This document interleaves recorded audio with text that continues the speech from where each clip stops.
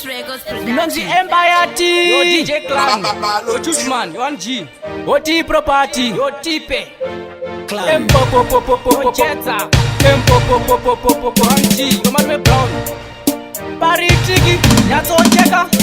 Ndakazitangira pabui kuzvema ngoma saende kutamba vamwe vaitogaya kuti zvimwe ndiri kuchoka vachikwete ngoma ndaitodzidza ndakazitangira pabui kuzvema ngoma saende kutamba vamwe vaitogaya kuti zvimwe ndiri kuchoka vachikwete ngoma ndaitodzidza ndaifamba nechinyoroso nepepa vamwe vachiti mupanhare kupenga nechifoni chakasungwa nemupira nezvimaridhimu zviye zvakadhakwa bati nhasi uno ndazofadza mapanzi vari pamangoma ndodiwa pamuzanzi vazondipa madhola nemaranzi kuri kumangoma ndobikwa pamuzanzi ndakazitangira pabui kuzvemangoma saende kutamba vamwe vaitogaya kuti zvimwe ndiri kuchoka vachikwete ngoma ndaitodzidza ndakazitangira pabui kuzvemangoma saende kutamba vamwe vaitogaya kuti zvimwe ndiri kuchoka vachikwete ngoma ndaitodzidza gore rino ndakachaja hapana nonditanga magiya ndingochinja ndiri kucheka nemapanga ndogona kungoita utsinyo kwana chaka kutumira vapana vese ini ndovapadza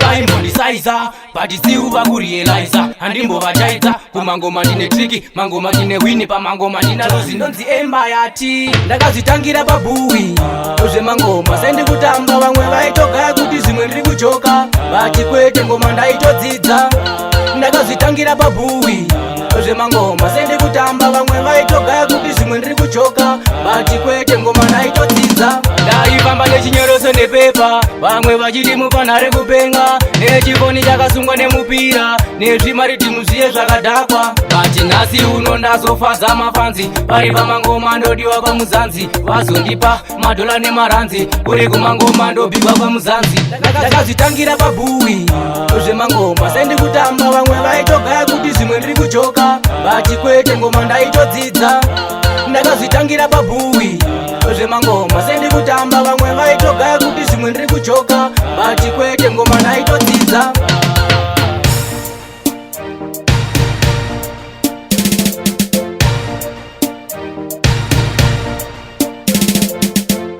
Malo tip.